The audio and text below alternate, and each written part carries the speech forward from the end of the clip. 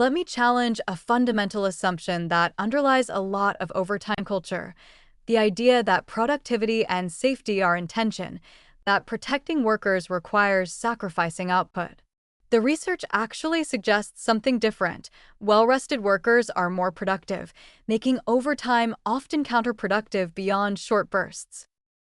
Let's look at the productivity research. When workers are fatigued, their efficiency decreases. They work more slowly.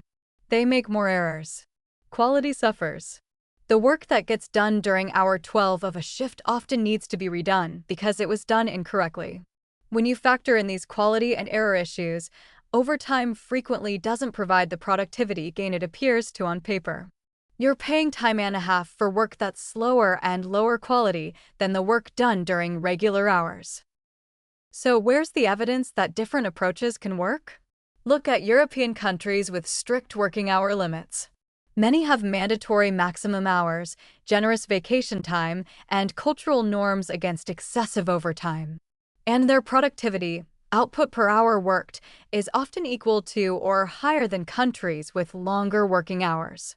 Germany, France, and Scandinavian countries consistently show that you can have strong worker protections and high productivity simultaneously. There are also company case studies. Businesses that eliminated mandatory overtime and implemented reasonable hour limits have documented improvements in both safety and output. Worker turnover decreased, which reduced training costs. Accident rates dropped, reducing workers' compensation expenses and lost productivity from injuries. Quality improved. And often, total costs decreased even though they were paying for more workers at regular rates instead of fewer workers at overtime rates. What are the structural changes needed? First, adequate baseline staffing. Chronic understaffing forces overtime. If you staff properly for the actual work that needs to be done, overtime becomes the exception for genuine emergencies rather than standard operating procedure. Production planning that prevents year-end crunches distributes work evenly across the calendar instead of creating predictable periods of crushing overtime. Fair compensation that reduces financial overtime pressure means workers don't need overtime to survive, making overtime truly voluntary. The cultural transformation is equally important. Leadership needs to model healthy boundaries. If executives and managers are working reasonable hours and taking vacation, it signals that work-life balance is valued. Celebrating efficiency over hours worked changes the incentive structure. You want to be recognized for getting work done well and quickly, not for staying at work the longest. Measuring results rather than time shifts focus from presenteeism to actual output. Let me share some successful case studies. There are manufacturing companies that completely transformed from overtime dependent to sustainably productive. The metrics after transformation are striking: lower turnover, sometimes by 50% or more. Fewer accidents, with corresponding reductions in workers' compensation costs. Higher quality output with fewer defects.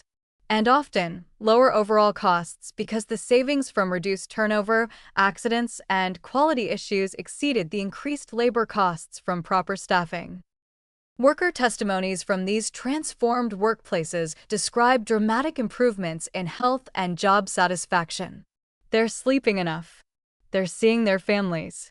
They're not constantly exhausted and in pain.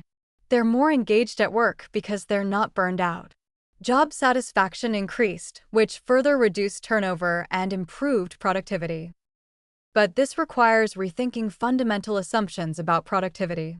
We need to reconceptualize productivity as sustainable output rather than extracted hours. The metaphor matters. Are workers a resource to be extracted and depleted, or are they humans whose well-being enables sustainable productivity?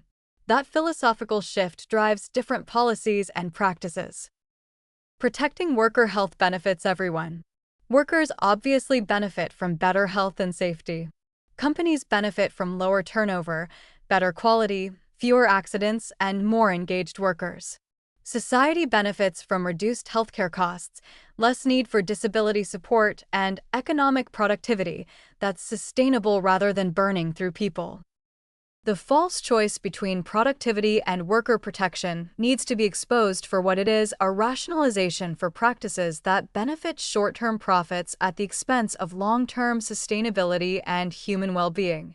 We can protect workers and maintain productivity. In fact, protecting workers often this response paused because Claude reached its max length for a message. Hit continue to nudge Claude along enhances productivity. That's the shift we need culturally and structurally to build truly safe and sustainable workplaces.